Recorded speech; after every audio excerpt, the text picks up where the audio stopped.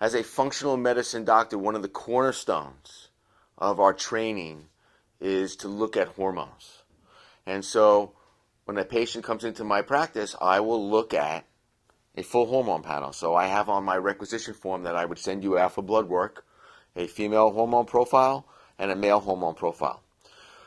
A 60-year-old male will have more circulating estrogen in his body than his 60-year-old wife. Now think about that for a second, because that's rather frightening. So as we get older, our hormones start to lose function and lose optimization. So my goal is really try to bring your hormones back from a natural standpoint. And there's a very big difference between a bioidentical hormone, one that's identical to your own body's hormones, and a synthetic hormone that's made in a lab. There's two very big differences. There was a drug that came out in the 90s. It was probably the number one sold drug to women. It was called Premarin. Well, Premarin stands for pregnant mare urine. And it was touted as a natural hormone. Natural for a 2,000-pound horse, but not natural for a woman. And so that was a 10-year study they called the Women's Health Initiative, and they stopped that study 6.5 years into the study because they realized that, yes, it helped women with their hot flashes, but it contributed to heart disease and different types of cancer. So really, they stopped the women because they stopped the study because they didn't want to subject any more women to that. Frightening to this day, in 2014 here, is that I still see patients that are prescribed Premarin. Now, is there an alternative? Well, you look at hormones and you can balance out the hormones, but first you have to really look at them, and then you really want to look at them in a premenstrual woman. Where are you in your menstrual cycle? So I always like to look at a female hormone on day 18 to day 22. And so I would look at LH, luteinizing hormone, FSH, follicle stimulating hormone. There is no such thing as estrogen. There are estrogens of estradiol, estrone, and estriol, and those can be looked at in traditional blood testing, but also look at testosterone. PCOS, a polycystic ovarian syndrome, often as a result of insulin resistance, women will have high testosterone levels and lead to facial hair and central obesity and pain.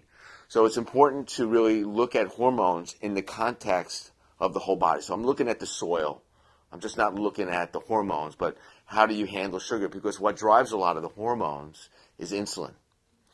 So when I do my standard blood work on patients, I'm not just looking at fasting blood glucose, I'm looking at fasting insulin levels.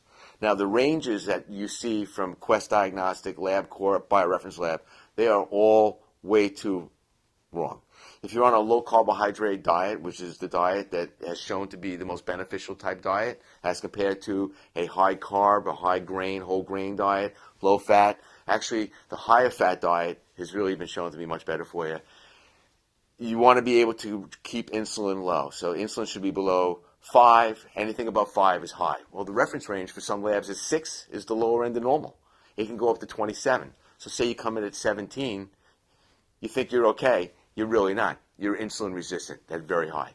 And that will drive your hormones through the wrong pathway. So you need to look at your hormones. Then there's other hormones out there, such as thyroid stimulating hormone. Your body takes TSH, converts that into T4, which is stored in your thyroid gland. A very popular class of drugs is Synthroid out there, which is synthetic T4. Then your body has to take that T4 and convert it into T3. These can all be looked at and evaluated, and then we know that zinc and selenium often will help in the conversion of T4 to T3.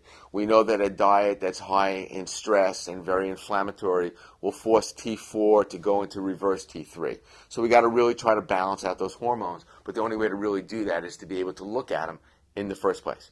And don't forget that insulin is the driving force. So metabolic syndrome, diabetes, insulin resistance, all right, will have a tremendous impact on that.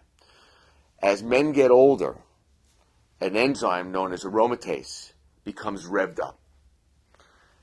Basically, what revs up aromatase is increased body fat. So if you're a male and you have central adiposity or central body fat known as VAT or visceral adipose tissue, you're going to rapidly convert your testosterone into estrogen. So if you're just lathering up a cream and putting testosterone cream on you and not downregulating aromatase, that enzyme, then you're just going to feed the estrogen cycles. And we know that how your body gets rid of estrogen is very important. And you can either be a good detoxifier of estrogen or very poor.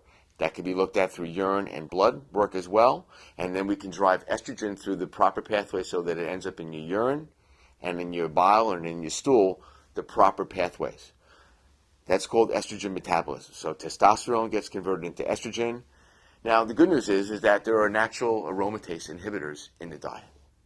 And that would be your cruciferous vegetables. So we look at Brussels sprouts, broccoli, cauliflower, cabbage, bok choy, all right?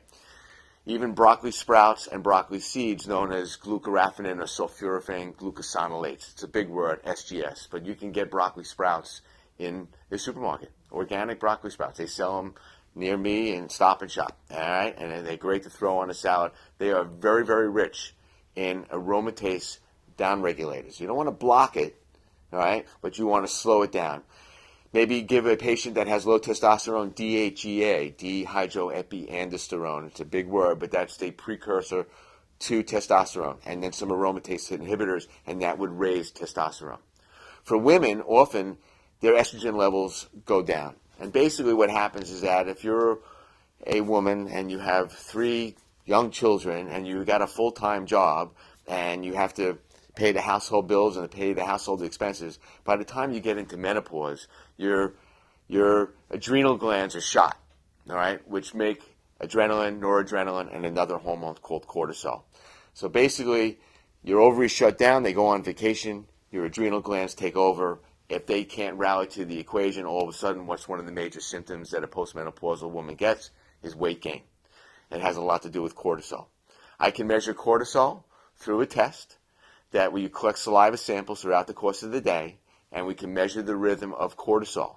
And either you are stressed and wired, so you have high levels of cortisol, or you can be stressed out, burnt out, and exhausted and have very low levels of cortisol.